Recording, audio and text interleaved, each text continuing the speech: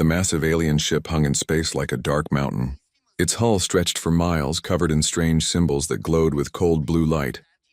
Inside the human lunar station, Commander Hanwoo Kim watched the screens with growing worry. 12 more ships just like it waited at the edge of Earth's solar system. Dr. So-Young Park stood beside him, her hands shaking as she read the translation data. "They call themselves the Galactic Council," she said quietly. 12 different alien races working together. They've been ruling the galaxy for thousands of years. Admiral Jamin Lee walked into the command center, his face hard as stone. Behind him came the alien ambassador, a tall creature that looked like it was made of living crystal. The alien's body sparkled with inner light, and when it spoke, the words came out like music. But the message was anything but beautiful. "I am Ambassador Veltharion of the Crystalline Hegemony," the alien said through the translation device. "I speak for the Galactic Council. Your species has violated Council space. You will surrender immediately." Commander Kim stepped forward. "We didn't know this was your space. We're explorers, not invaders. We can talk about this." The crystal alien made a sound like breaking glass. It was laughing. "Talk? You think you have choices here? No species talks to the Council as equals. You are primitive. You are new. You will obey." Dr. Park tried to keep her voice calm. "We understand you're more advanced than us. But surely we can work together. We have things to offer. Our art, our culture, our different way of thinking. Your culture?" Veltharion's light grew brighter with amusement. "What could babies teach their elders? What could insects teach those who fly among the stars?" Admiral Lee's jaw tightened. "What exactly are you demanding?" The alien turned to face him fully. "Complete surrender. You will give us all your military ships. You will accept council governors on all your worlds. Your people will work where we tell them to work. Your leaders will do what we tell them to do. You have 72 hours to agree. And if we refuse?" Commander Kim asked. Veltharion's crystalline form pulsed with cold light. "Then we destroy your major cities from orbit. Your people die. Your civilization ends. This is how it always goes. Every species learns this lesson eventually." The humans looked at each other. Dr. Park felt sick to her stomach. Admiral Lee's hands clenched into fists. Commander Kim stared at the tactical display showing the alien fleet positions. "How many species have you done this to?" Dr. Park asked. 847, Veltharion said proudly. "All chose wisely in the end. Some took longer to understand, but they all surrendered. The strong rule the weak. This is the natural order." Admiral Lee stepped closer to the alien. "The natural order? Is that what you call bullying entire civilizations into slavery?" "Slavery?" The alien's light flickered with confusion. "We bring order. We bring peace. We prevent wars. Under council rule, species prosper. They have everything they need. Everything except freedom," Commander Kim said. "Freedom is chaos," Veltharion replied. "Freedom is war. Freedom is suffering. The council ended such primitive concepts long ago." The alien moved toward the exit. "You have 72 hours. Use them wisely. Consider what happened to the Altarian Empire when they chose resistance. Consider what happened to the Vegan Republic when they thought their technology could match ours. Consider what happened to the Proxima Alliance when they believed courage was enough. What happened to them?" Dr. Park asked, though she feared the answer. "They no longer exist," the alien said simply. "Their worlds are empty. Their names are forgotten. Only we remember them now as warnings to others."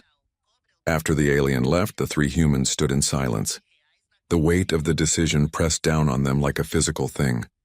Outside the station's windows, Earth hung blue and beautiful in the darkness. 7 billion people lived on that world. They had no idea that their entire future was being decided in this small room above their heads. "We need to contact Earth Command immediately," Admiral Lee said.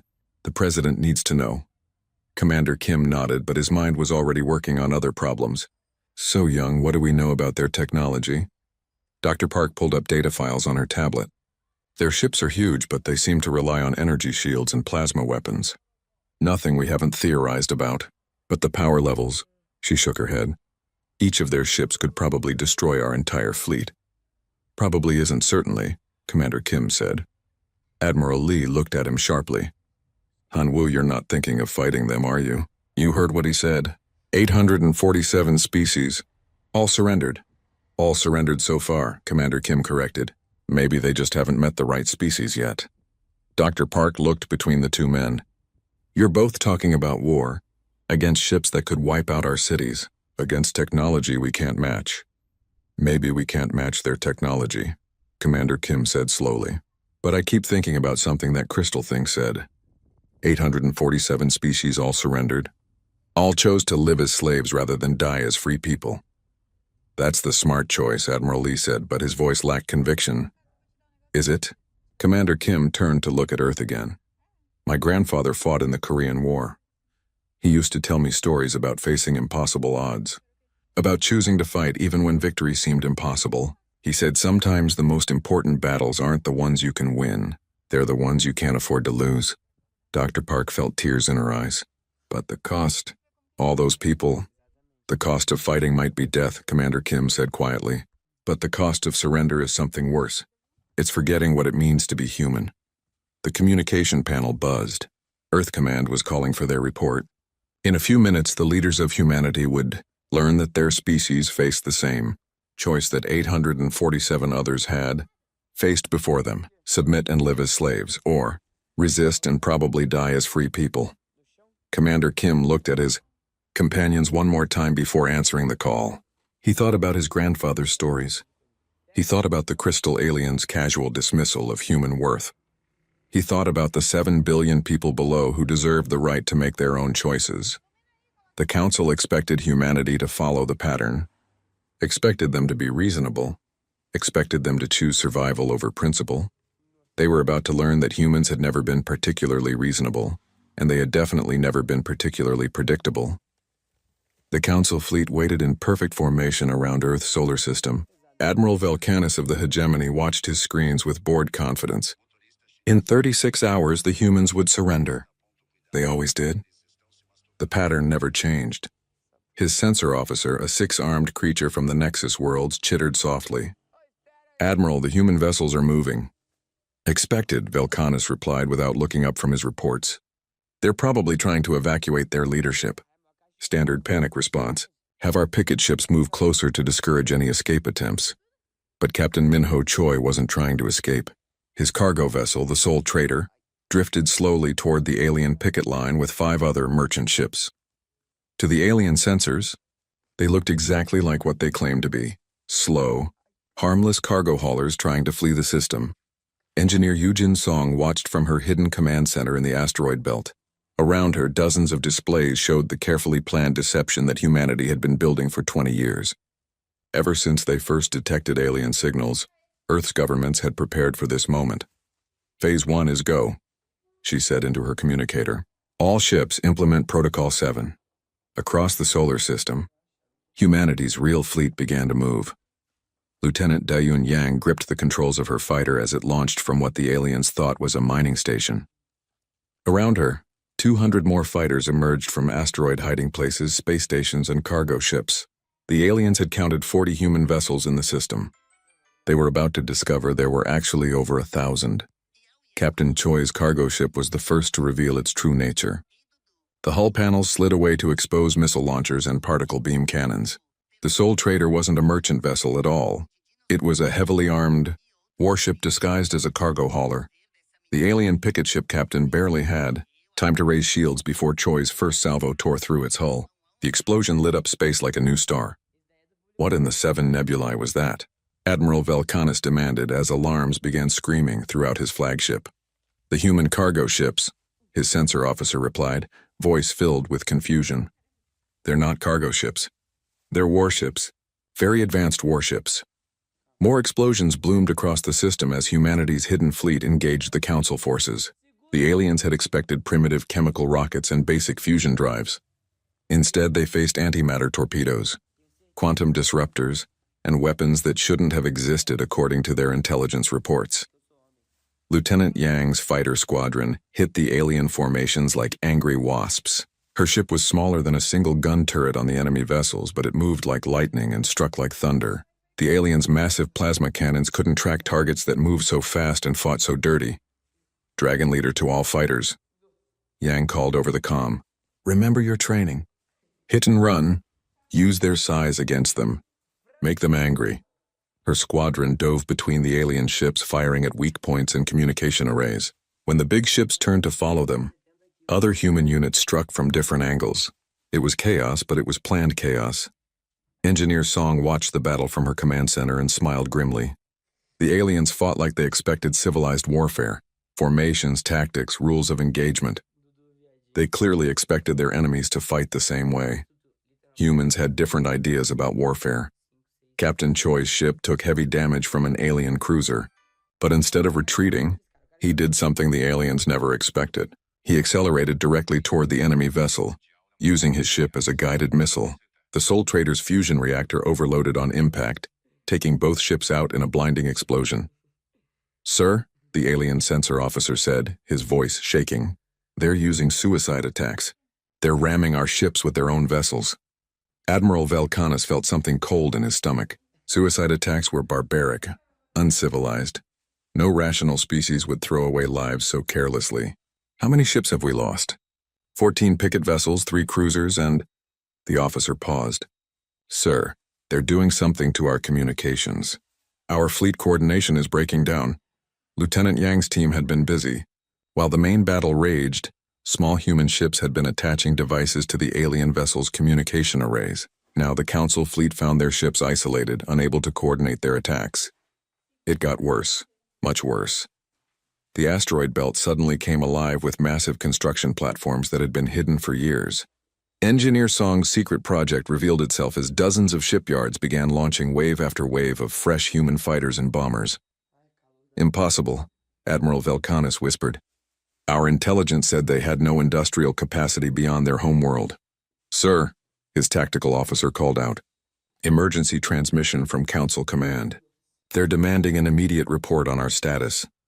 Velkanis looked at his tactical display.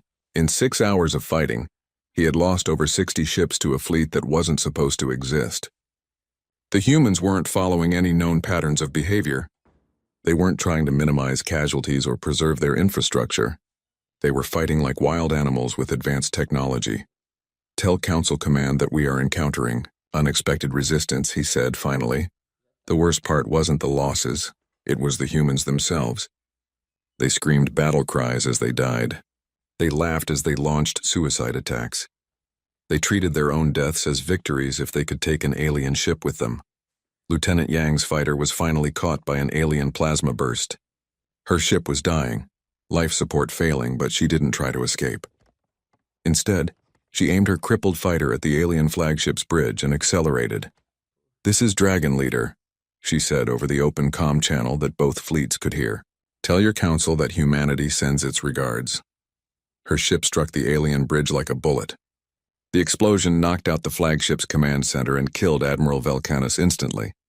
Engineer Song watched the battle reports with grim satisfaction. The aliens were learning a hard lesson. They had expected to fight a civilization. Instead, they were fighting something much more dangerous, a species that refused to accept defeat. "Ma'am," one of her technicians called out, "the alien fleet is trying to withdraw to the outer system." "Let them go," Song replied. This was just the first lesson. Phase 2 begins when they call for reinforcements. She turned to her communications officer. "Send a message to Earth Command. Tell them the demonstration was successful. The aliens now know that humans don't surrender." As the surviving Council ships limped away from Earth, they carried with them news that would shock the galaxy. For the first time in 1,000 years, a species had not only refused to surrender, they had actually hurt the Council fleet in battle. The aliens had thought they were dealing with another primitive species ready to be absorbed into their empire. Instead, they had encountered something unprecedented in galactic history. They had encountered humans at war, and humans, it turned out, were very good at war. The Galactic Council chamber on Nexus Prime had never seen such chaos. Representatives from 12 different species argued, shouted, and demanded answers. The massive holographic display in the center of the room showed the battle reports from the Sol system, and none of them could believe what they were seeing. Council Prime Minister Zeth Kohler, a tall being with skin like silver metal, called for order. His voice echoed through the chamber with authority that had commanded respect for 300 years. But today even his ancient power seemed shaken. "Silence," he commanded. "We will address this crisis with dignity." Ambassador Wu Jin Kang sat in the small chair reserved for new species. Until yesterday, Nobody had paid attention to the human representative. He was just another primitive delegate from a backward world, invited to watch the council's deliberations but never allowed to speak. Now every eye in the chamber was on him. The human fleet destroyed 67 council vessels, announced Warminister Tuckmore, his forearms gesturing wildly. 67. No species has ever inflicted such losses on council forces. It must be a mistake, insisted Science Coordinator Velthara. The intelligence reports clearly stated that humans possessed only primitive technology. Chemical rockets and basic fusion drives. Kang stood up slowly.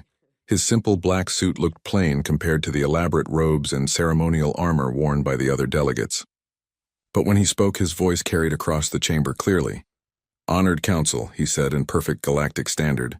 Perhaps your intelligence was incomplete. Prime Minister Zethkalar's silver face turned toward the human. You will not speak unless given permission, representative of Earth. With respect, Kang replied. I believe the time for asking permission has passed. A shocked silence filled the chamber. No new species had ever addressed the council so directly. It simply wasn't done. General Hewan Shin watched the council proceedings from her command ship in deep space. Around her, the human ghost fleet hung invisible in the darkness between stars. For 5 years, her ships had been moving into position throughout the galaxy, using stealth technology the council didn't know existed. Ma'am, her communications officer called softly. The council chamber feed is live. Ambassador Kang is about to deliver the message. Shin nodded. All ships stand ready. If they reject our terms, we proceed to Phase 3. Back in the council chamber, Kang pulled out a small device. The council's security systems should have prevented any weapons from entering the chamber. But the device in his hand wasn't a weapon. It was something far more dangerous to the council's peace of mind. Honored Council, Kang said. My government has asked me to present you with updated information about human capabilities. He activated the device. Holographic displays appeared around the chamber, showing star maps of the entire galaxy. Red dots began appearing on the maps, thousands of them. Each red dot represents a human vessel currently positioned in one of your home systems, Kang said calmly. We've been watching you for quite some time. Council representatives began shouting in panic. The displays showed human ships near their most important worlds, their military bases, their industrial centers. Ships that had somehow appeared without detection. Impossible, War Minister Thakmore roared. Our sensors would have detected any invasion fleet. Your sensors are designed to detect conventional starships, Kang replied. They're not designed to detect vessels using dimensional phase technology. Dr. Bo-Ra-Nam's breakthrough had taken 20 years to perfect. While the Council had focused on bigger ships and more powerful weapons, human scientists had learned to make their vessels exist slightly outside normal space. To most sensors, the Ghost Fleet simply wasn't there. What do you want? Prime Minister Zethkalar demanded. Kang's expression didn't change. Complete withdrawal of all Council forces from the Sol system, recognition of human sovereignty over our territory, and an end to your expansion into what you call the Outer Rim. The Outer Rim contains dozens of star systems, Science Coordinator Velthara protested. Rich worlds, valuable resources. The Council has claimed those territories. The Council claims many things, Kang said, but claiming and keeping are different matters. He activated another function on his device. The holographic displays changed to show detailed scans of the Council's homeworlds, their cities, their military installations, their civilian populations. Your fleets are powerful, Kang acknowledged, but they're designed to fight other conventional fleets. They're not designed to fight an enemy that can appear anywhere, anytime without warning. General Shin received the signal from the Council chamber. It was time for the demonstration. Target the uninhabited system designated as Kepler 438, she ordered. Fire quantum disruptor, minimum yield. Her weapons officer hesitated. Ma'am, even minimum yield will destabilize the entire system. I'm aware of that, Shin replied grimly. Fire. Light years away, a human ship dropped out of dimensional phase near a distant star. The star had no planets with life, no Council installations, nothing but empty space and solar radiation. It was perfect for what they needed to do. The quantum disruptor torpedo was smaller than a fighter craft, but it carried technology that made fusion bombs look like firecrackers. When it struck the star's core, it began a chain reaction that would take several hours to complete. Back in the council chamber, Kang was still speaking when the alert signals began blaring. "What is that?" Prime Minister Zethkalar demanded. His aide rushed over with a data pad. The Prime Minister's silver face went pale as he read the report. "The Kepler 438 system," he said slowly. The star is going supernova." "Stars don't just go supernova," Science Coordinator Velthara protested.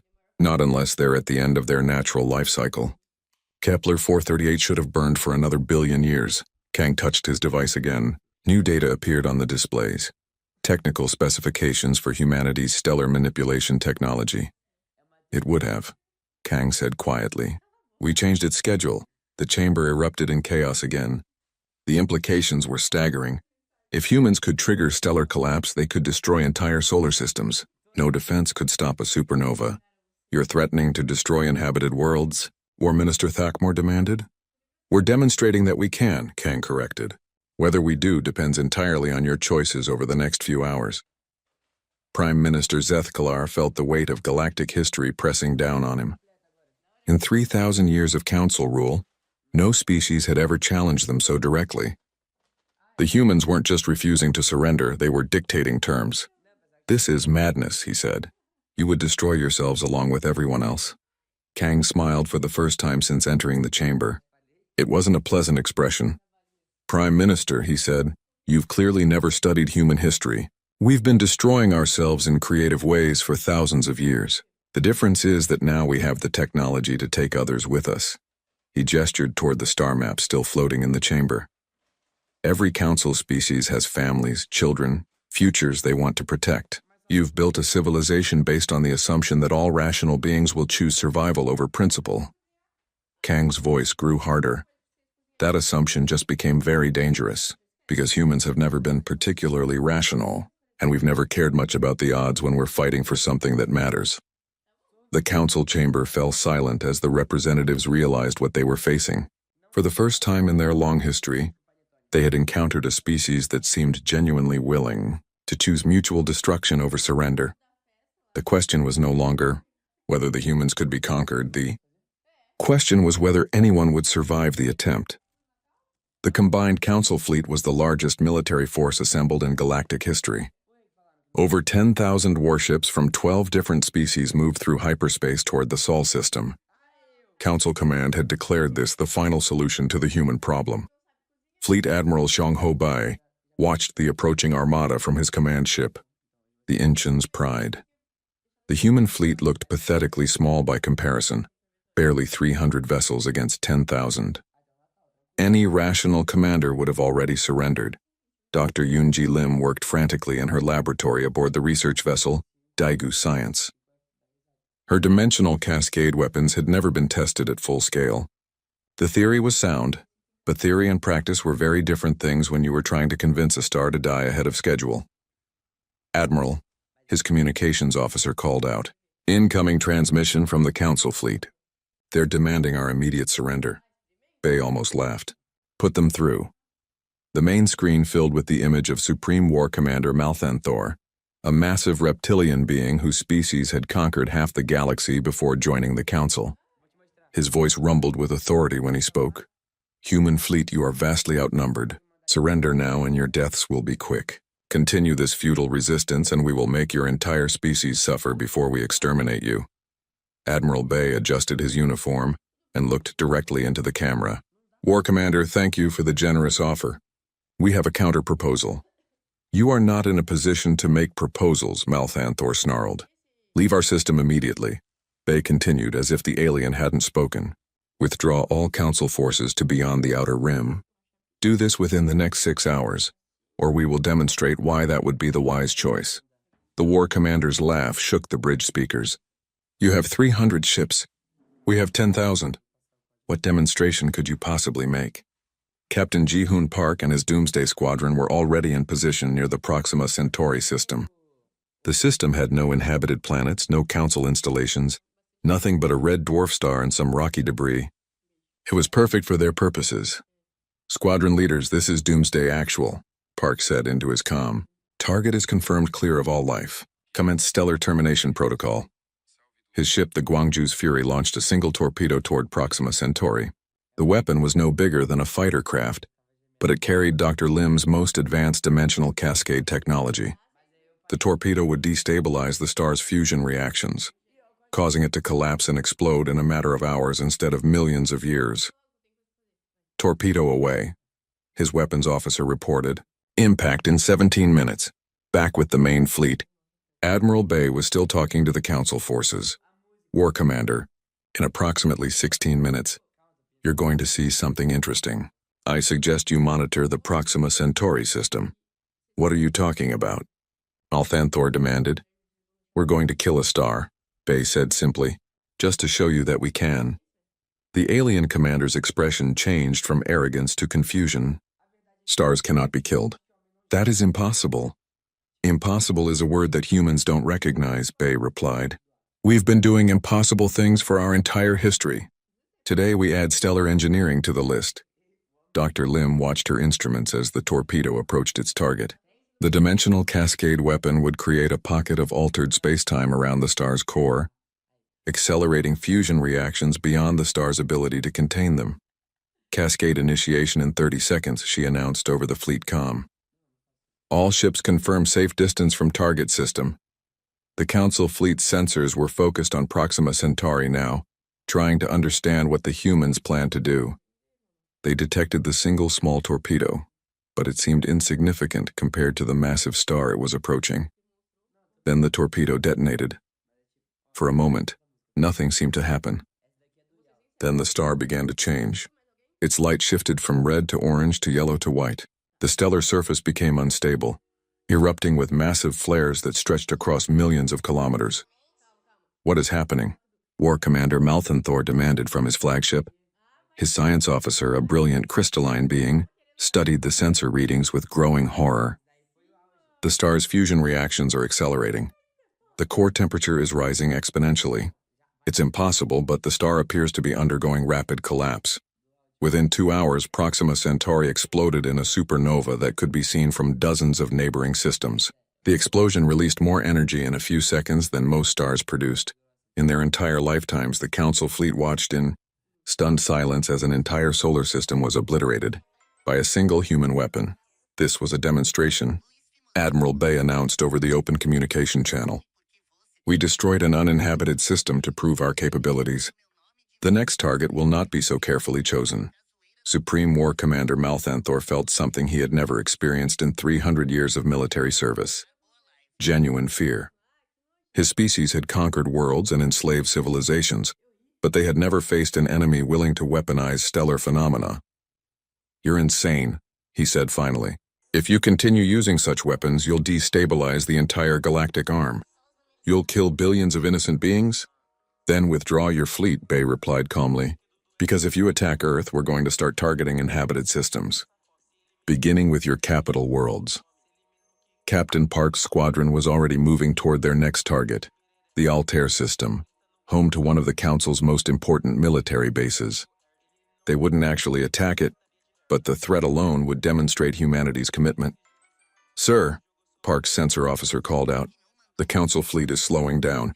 Some ships are beginning to drop out of hyperspace. Dr. Lim monitored the quantum effects from her laboratory.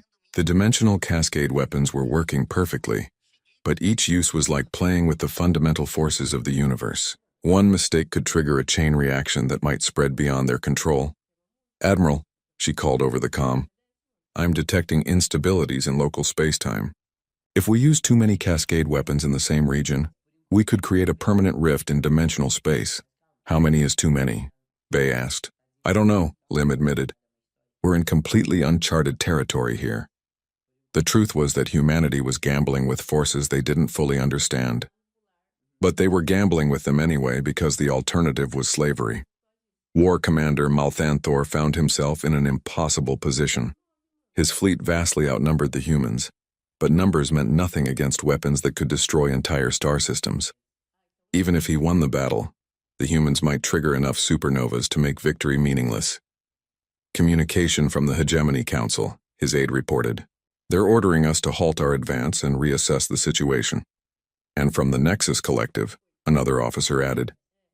They're demanding immediate withdrawal of all forces. The Council species were panicking. Each of them had worlds and populations they needed to protect.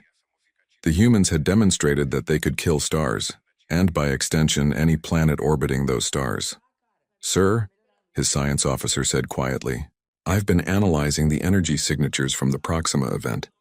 If the humans have more than a few dozen of these weapons, they could theoretically destabilize every star system in the local galactic arm." Malthanthor closed his eyes and tried to think like a rational military commander. But rationality had no place in dealing with a species that treated mutual annihilation as an acceptable battle strategy. Admiral Bay waited patiently for the Council's response. Around him, his officers prepared for the next phase of the plan. If the Council chose to continue their attack, humanity would demonstrate just how far they were willing to go to remain free. The galaxy was about to learn that sometimes the most effective weapon wasn't the biggest gun or the strongest shield. Sometimes, the most effective weapon was the willingness to use it. The emergency session of the Galactic Council lasted for 3 days. Representatives from 12 species argued, pleaded, and demanded answers while the human fleet waited in the Sol system with weapons that could kill stars. For the first time in galactic history, the Council faced a decision they had never imagined making. President Myung Cho arrived at Nexus Prime aboard the diplomatic vessel Sol's Hope. She was the first human leader ever to set foot on the Council's capital world, and she came not as a supplicant but as an equal. Prime Minister Zeth Kohler met her at the landing platform, his silver face showing exhaustion and stress. Behind him stood the other Council leaders, beings who had ruled the galaxy for thousands of years and now found themselves negotiating with a species they had planned to enslave just days earlier.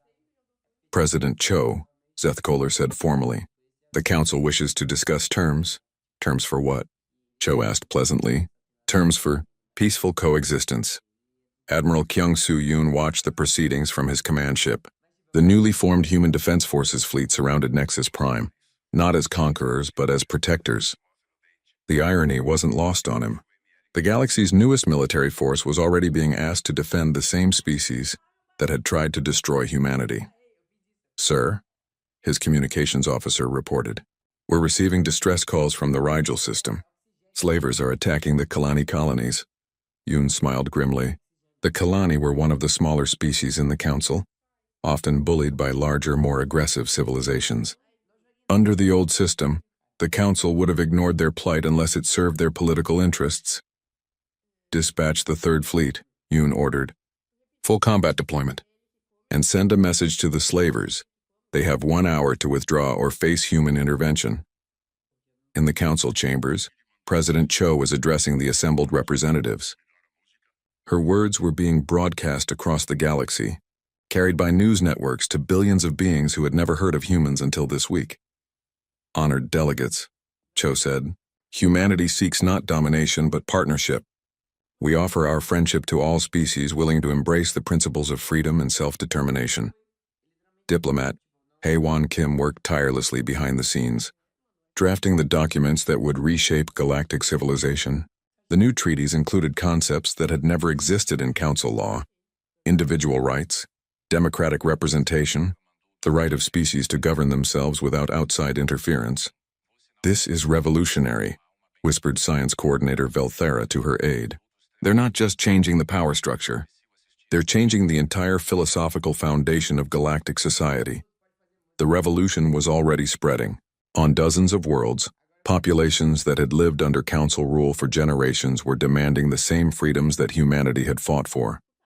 The concept of self-determination was spreading like wildfire through the galaxy.